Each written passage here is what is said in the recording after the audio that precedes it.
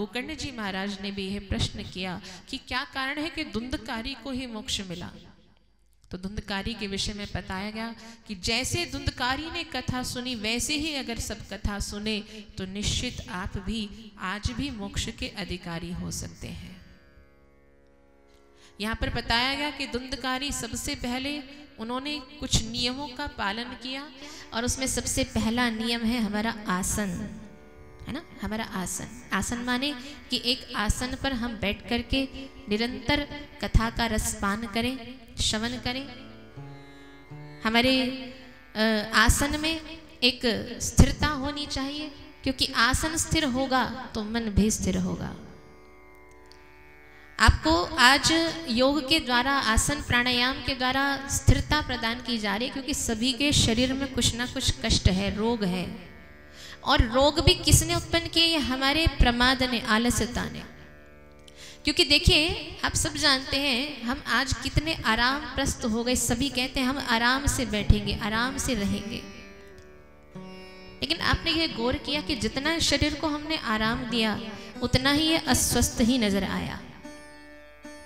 मैंने कल भी बात कही थी कि हम श्रम करने से ना बचें। श्रम करेंगे तो शरीर स्वस्थ रहेगा, ये मशीनरी चलती रहेगी। आपने देखा होगा कोई मशीन बहुत समय से अगर पड़ी रह जाए तो उसमें जंग लग जाती है। ऐसे ही ये शरीर भी भगवान की दी हुई एक मशीन है, जिसको आप चलाते रहोगे तो ये चलती रहेगी। अगर इसको बिठाओगे ना तो इसमें भी जंग लगने लग जाती है। तो परमात्मा कहते हैं शरीर को स्वस्थ रखो। हमारे यहाँ पर बार बार कहा जा रहा है कि पहला सुख निरोगी काया, शरीर को स्वस्थ रखो, शरीर को स्वस्थ रखो।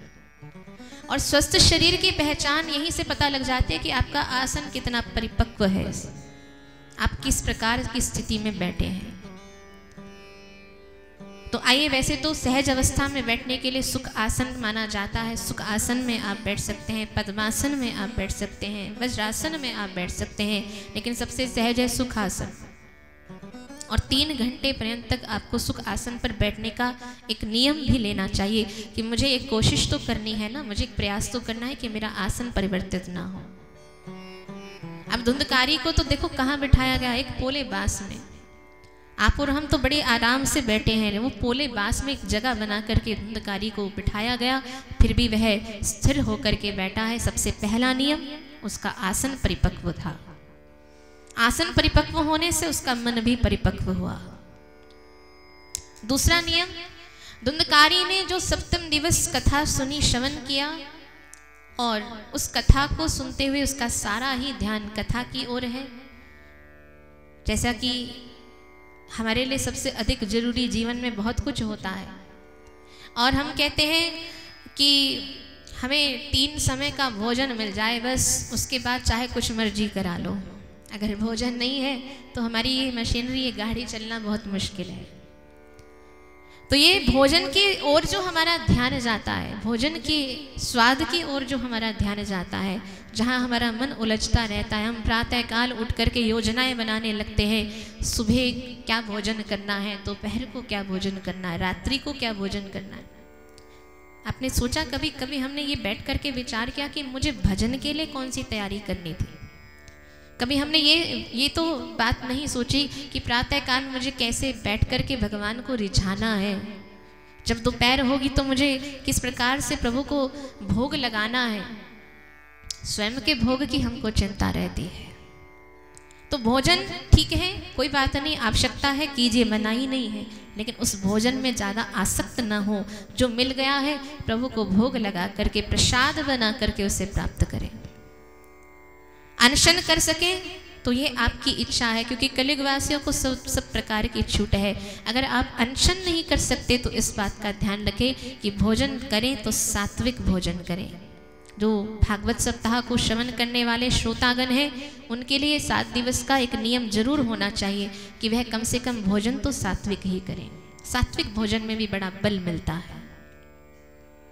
सात्विक भोजन, मैंने कहीं पर सुना था कि आप अगर सात्विक होकर के भी जीवन को व्यतीत कर लेते हो ना, आपके विचार भी सात्विक हो, आपका आहार भी सात्विक हो, आपका पहनावा, आपकी वेशभूषा भी सात्विक हो, तो भी आप परमात्मा को प्राप्त कर सकते हो।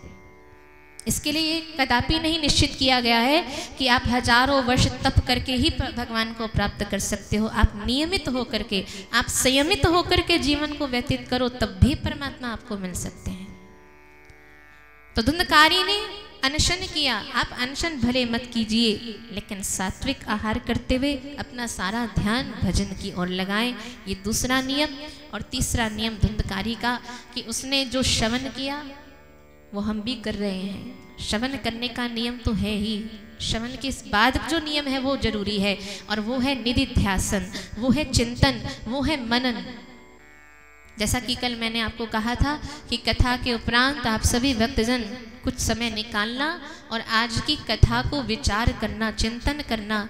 क्या हम श्रवण कर रहे हैं, क्या हमारे अंदर गुण है, क्या अवगुण है, उस पर विचार करना, उन कथाओं को अपने आप से जोड़ना कि ये किसी और की कथा नहीं भैया, ये हमारी अपनी ही कथा है। हम धुंधकारी ही तो हैं, हम धुंधली ही तो हैं, हम आत्मदेव ही तो हैं। तो धुंधकारी ने इन तीनों नियमों का पालन किया। उसके पश्चात वह सुंदर रूप को प्राप्त हुए और विमान में बैठ करके प्रभु के धाम को प्राप्त होते हैं।